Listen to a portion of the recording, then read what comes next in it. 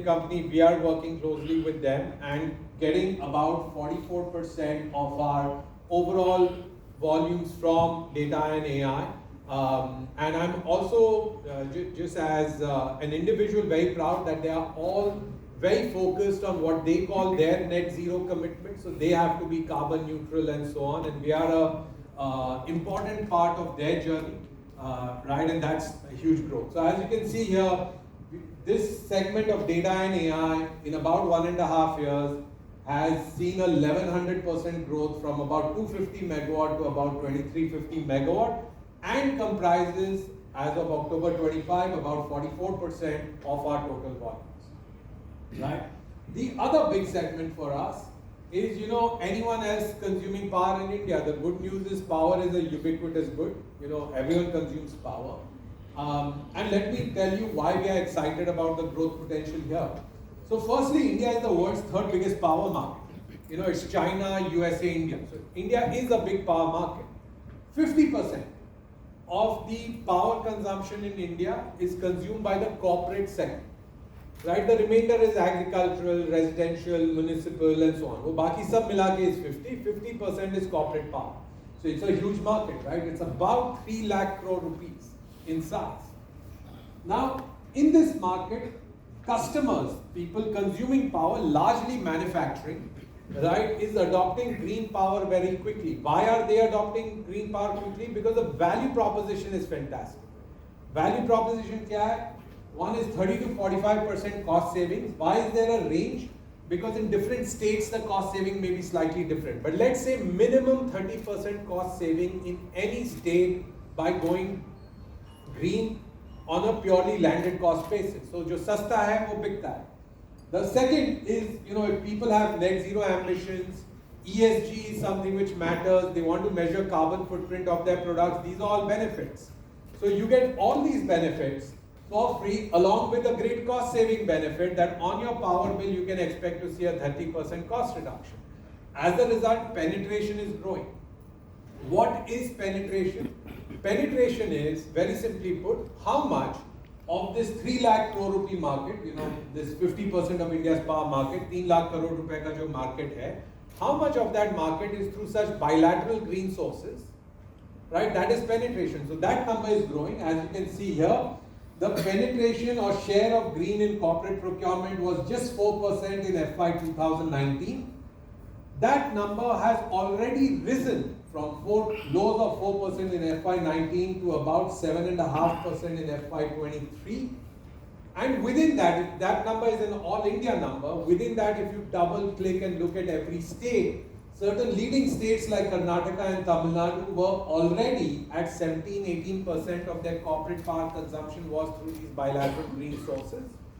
And therefore, market research agencies predict that this number of 7.5% of this 3 lakh crore rupee market that is being, today is the CNI market, this share will keep growing, to about 20%, which is the levels at which Karnataka and Tamil Nadu already are today. So our growth, remember at the start you saw our growth is 58% versus 16% for the rest of the industry. Our growth is really being powered by two things. First thing, just to recap, is this entire big data AI boom that I'm sure you're all reading about, talking about, and so on.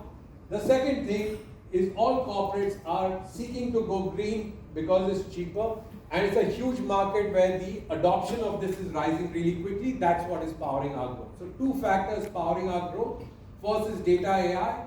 Second is adoption by corporate India of cheaper, greener power.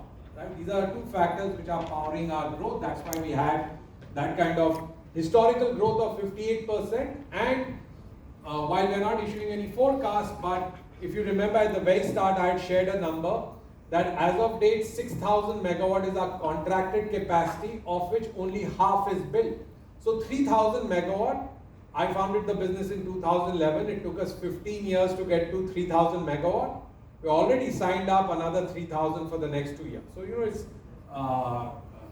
we are doing well from that front. And of course, we have a lot of customers. These are some of the names which are also in public domain. If you recollect, about 85% of our volumes are with customers who are credit rated AA, AAA and multinationals. So we really are built to serve the biggest and best customers in India, right? And these are some of the names.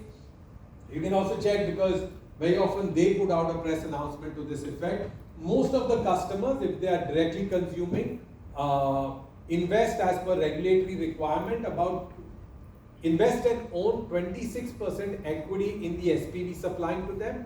So if you Google and research any of these, you would see press announcements by those customers to that effect. So why do we win? You know, we are number one, you went through all of that, but why are we winning?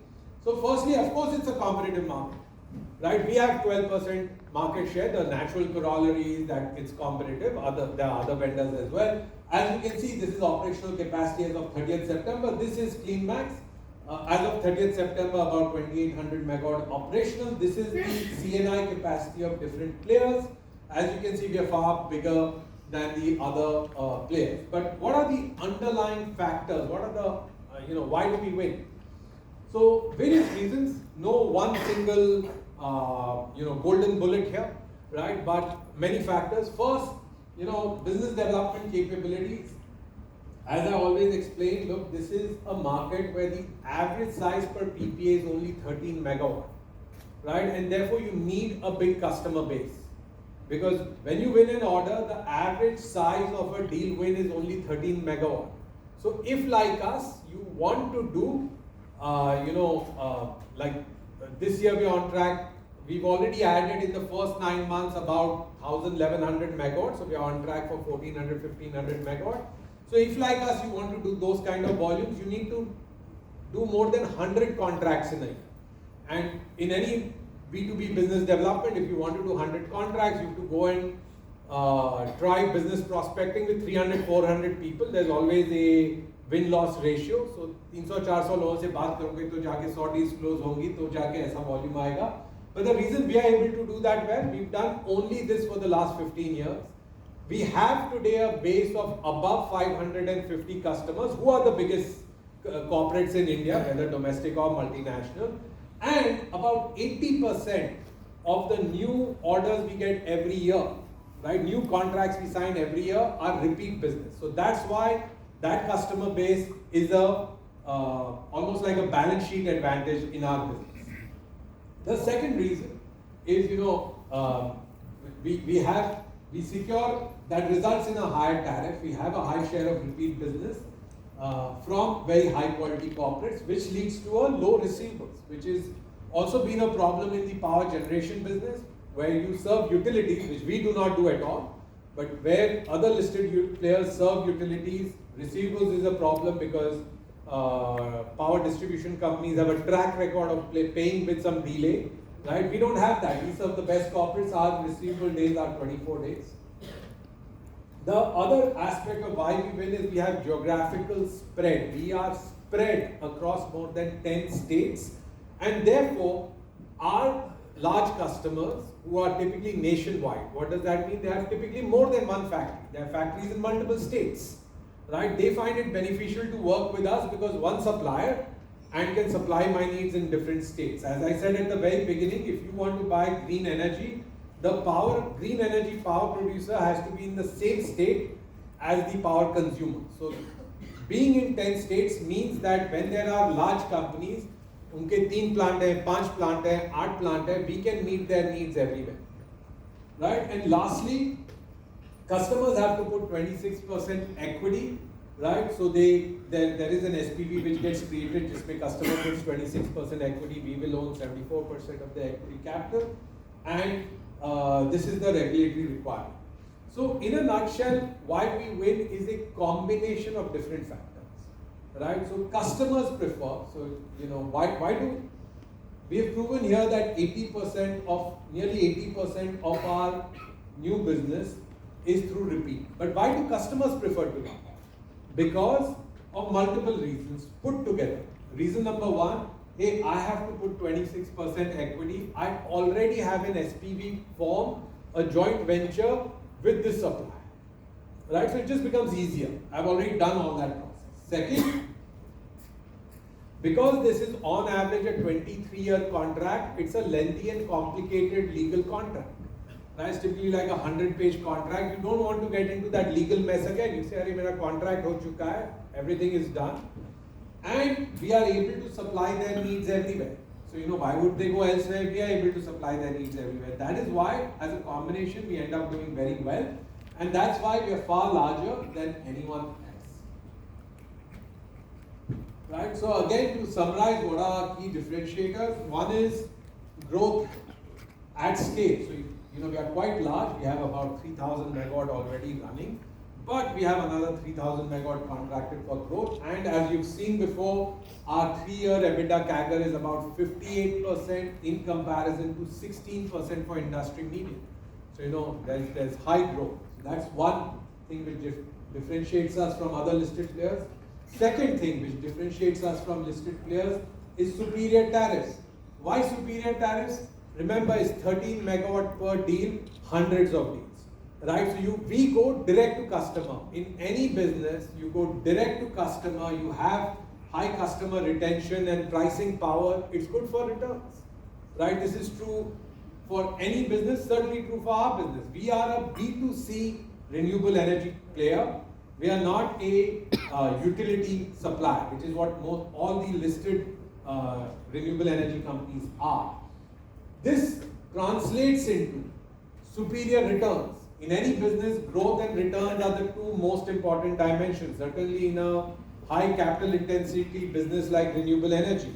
So how are the superior returns measured? Gross block to EBITDA. Why is that the right metric? Because how much money do you have to put to earn 1 rupee of EBITDA? This is the simple metric. So we have about 5.8x, so we have to put 5 rupees 80 paise to work to earn 1 rupee of EBITDA. The remainder of the industry is about 7.5 rupees. Right, so we are 28% more capital efficient because we go direct to customer on a higher tariff. And this translates into high returns for us. Right? What are the elements of the high returns? First simple metric is, what is the equity payback? In a very simple Indian Marwadi Banya way, हमने अगर कोई project डाला, अपना equity पैसा कितने साल में वापस आ गया? Right, that is equity payback. I put in money, how soon did I get it back? So for us, in a business where 23 years is our average contract duration, our average equity payback is about 2.5 years. Equity payback for a business with a 23-year contract duration, and this is for every project we have built in the last 3 financial years. Right? And the second dimension is return on equity. Because obviously, we are equity shareholders, and anyone looking to subscribe in an IPO is looking to become an equity shareholder. So the cash return on equity really matters to that investor.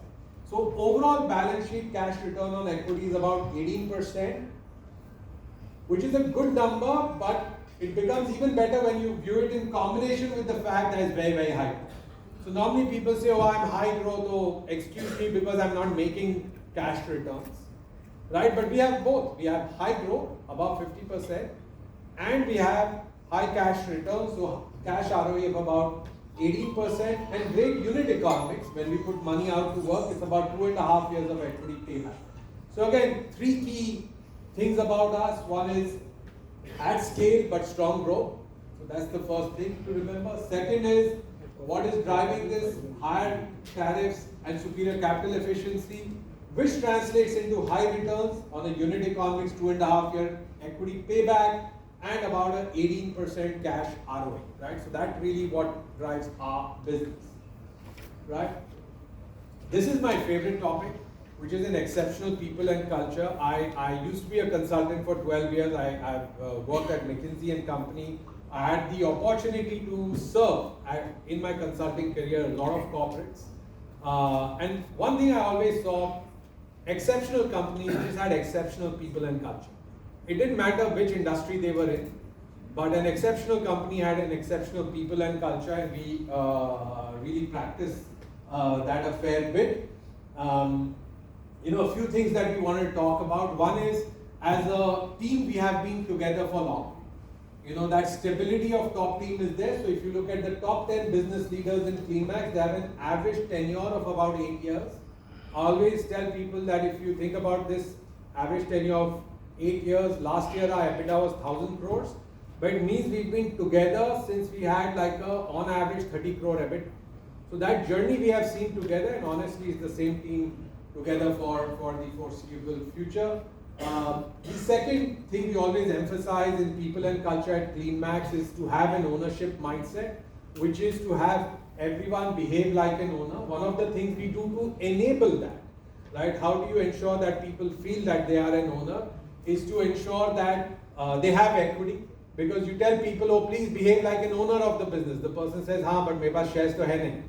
Right? So how do you expect me to behave like an owner of the business? So we do ensure people are rewarded with a fair bit of equity, and honestly, putting away my equity or diluting mine and other shareholders' equity in favor of employees is honestly some of the wisest decisions we have made over the years. It's created that great ownership mindset in top and middle management. We recruit from the top institutes. You know, I've always believed in great talent, but also young, fresh out of college talent. Right, so you know, when we were, I think 5 or 6 people, now old anecdotal story, but when we were 5 or 6 people, we recruited the next 4 people from IIT Bombay and Chennai. So you know, we've hired fresh out of colleges and built up our talent pool over the years. We have a culture of internal growth and promotion. You know, it's difficult to prove it by numbers, but we have a philosophy which we talk about internally when we do our people reviews and progressions. The philosophy is, look, if our internal person is 50% ready for the new job, and given our high growth, there are always new roles needed, new jobs needed, let's give it to our internal person. You know, if our person is even half ready, right, let's ensure someone internally gets the job. Of course, there's no secret sauce of measuring if someone is half ready, but it's at least a way of thinking. That we feel this person is not ready, but at least half ready, right? And again, we have a lot of you know, cultural aspects of connecting people and so on. I'd love to talk to you more about that at lunch. But you know, some fun office photos that we have here. And by the way, this is a picture. I think this was at 1 a.m. after filing our DRHP in August, right? Honestly, 80% of our leadership team for the IPO preparation were women, right? So I'm sure we'll have a great IPO, right? There's so much feminine energy behind it. I noticed the men weren't clapping loud enough. I was. Right? So we are backed by high quality long-term investors. 2 things to talk about there. We had a pre-IPO, it's been in the press, I'm sure you've all read about it.